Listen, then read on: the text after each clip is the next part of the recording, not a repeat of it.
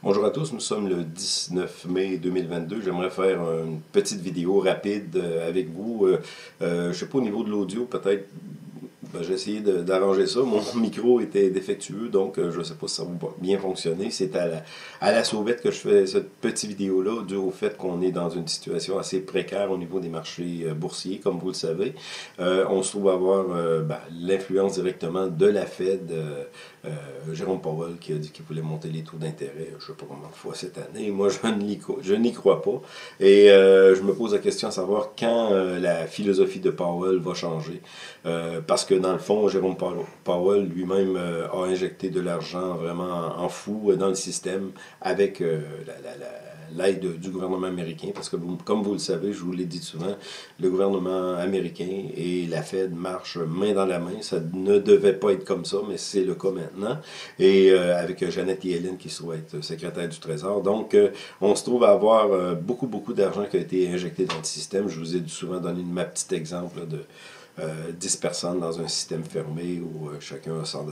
Bon, on double le montant pour la même économie, c'est officiel que c'est les prix qui vont monter. C'est la loi de l'offre et la demande. Et là, on en est rendu à ça. La loi de l'offre et la demande au niveau de l'injection monétaire en fou qui a été mis dans le système. Et pour vous en convaincre, vous n'avez que regarder la vélocité de la monnaie qui se trouve à être un peu un signe de ce que nous vivons, là, vélocité de la monnaie. Je vais essayer de trouver ça. Je vais placer mon écran comme ça.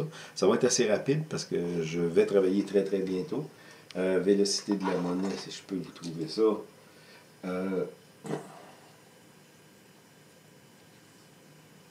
C'est ici, MV2. Regardez, la vélocité de la monnaie, là, c'est sur graphique mensuel, là, où on a commencé à perdre de la vélocité à partir des années 2000, là, où on a eu le fameux crash de l'an 2000, où on a commencé à injecter de l'argent dans le système en pensant qu'on pouvait tout régler. Eh bien là, on se retrouve avec une vélocité de la monnaie qui est aussi, ça veut dire tout simplement que l'argent qui a été injecté dans le système ne tourne plus. Et ce qui tourne là, comme économie, on a eu beaucoup de surplus d'argent dans le système. Donc, on se trouve à payer des folies des banques centrales, de l'injection en fou des banques centrales dans le système. Et on va finir par les graphiques, mais là, je voulais tout simplement... je vous invite aussi à aller voir mon site Bourse Technique et Gold Bull Market pour suivre des nouvelles que je vous place quand même régulièrement, même si j'ai moins le temps de faire des vidéos. Donc, vous pouvez aller faire votre petit tour sur boursetechnique.com ou goldbullmarket.ca pour suivre mes nouvelles, surtout boursetechnique.com pour les nouvelles économiques.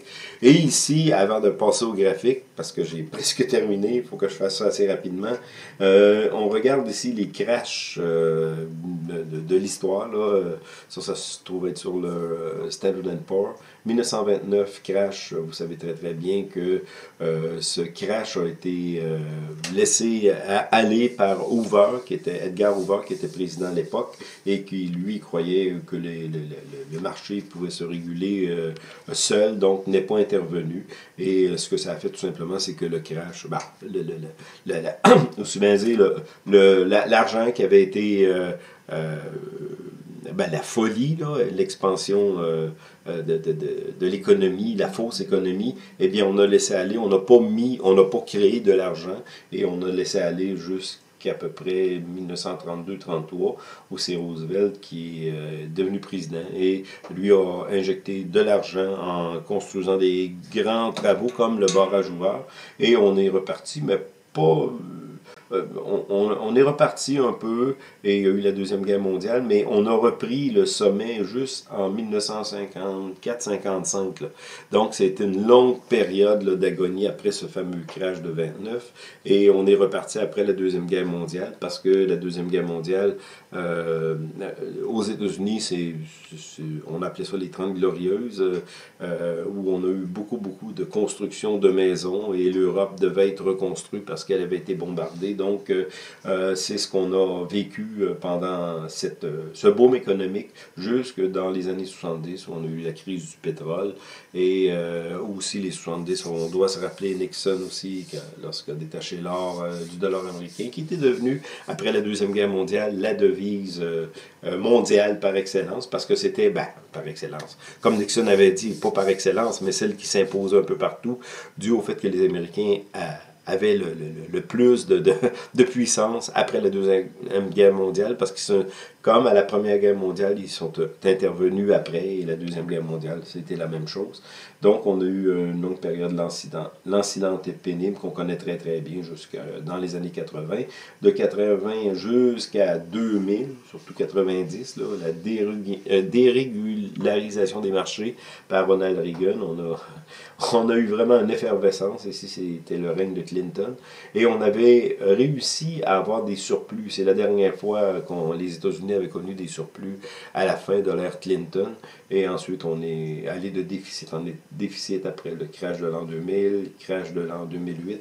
Et là, on est rendu à la bulle des bulles.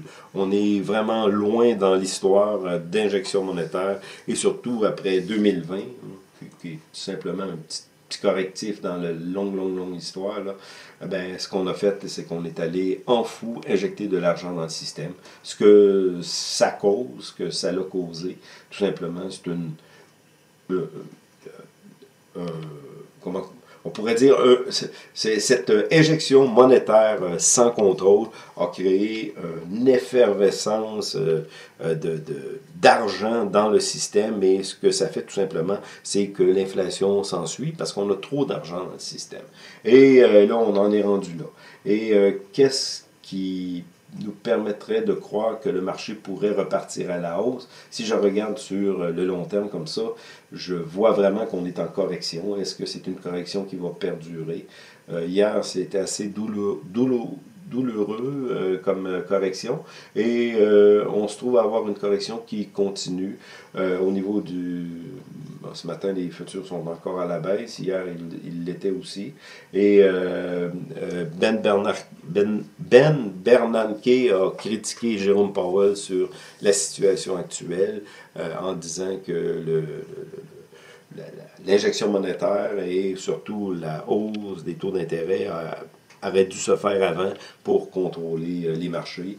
Et là, on se retrouve avec une situation qui est très précaire. Et moi, je pense que le gouvernement a regardé ça. Peut-être qu'on va aller voir sur les indices. Ça va nous donner plus de perspectives. Ce qui est arrivé en 2020, mars 2020, où c'était la fin du monde. Regardez, c'est tout simplement cette petite correction-là. Et on a dit que c'était la fin du monde. Et avec l'injection monétaire, ce qu'on a fait, c'est souffler les actifs artificiellement. Et là, on est rendu à dessouffler. Je pense que les gouvernements vont commencer peut-être à donner des scénarios là, du moment qu'on va connaître peut-être plus de corrections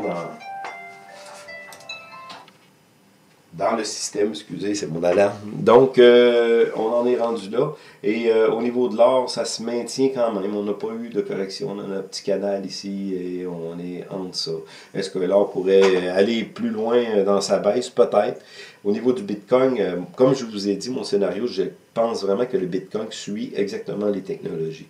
Et là, on en a une preuve. En tout cas, les graphiques sont très semblables au Nasdaq. Donc, c'est un peu ce que je voulais faire. C'est pas une longue vidéo, j'ai pas beaucoup de temps. Il faut que j'aille travailler. Donc, mais quand même, ça vous donne un aperçu dû au fait qu'on est dans une grande fragilité au niveau des marchés. Et je pense que cet été, on va continuer à souffrir de ça. Et peut-être pour terminer, je voulais peut-être vous montrer le pétrole, parce que bien entendu, vous le voyez derrière moi, là, je ne changerai pas d'écran. Ce qui est arrivé en 2008, lorsque le pétrole s'est mis à s'écrouler après la crise, Le pétrole avait connu une effervescence très très importante. Il avait atteint 140 $ le baril, même si à la pompe on n'avait pas le même prix qu'aujourd'hui. Ici, on a eu un creux historique là, en 2020. Mais maintenant, on est à la montée et on pourrait peut-être battre l'ancien sommet. Mais si tout dégringole, je pense que le pétrole, lui aussi, va dégringoler. Et lorsqu'on voit que le pétrole dégringole, il dégringole de manière très, très, très rapide. Donc, c'est à suivre. Qu'est-ce qui va se passer cet été? Plusieurs disent que le baril, le litre va atteindre 2,20, 2,30, ici au Québec, je parle. Là. Ça va être à suivre. On est rendu dans une folie. On est dû pour que tout éclate. Tous les actifs éclatent. On est près de ça. Je pense qu'on est en train de vivre un crash, non pas spontané, mais lancinant et pénible. Et c'est les pays crash. C'est pas nécessairement d'un coup, puis on repart à neuf, mais en tout cas, on est dans une situation précaire. On va suivre ça et on se revoit très très bientôt pour de nouvelles vidéos, peut-être la semaine prochaine.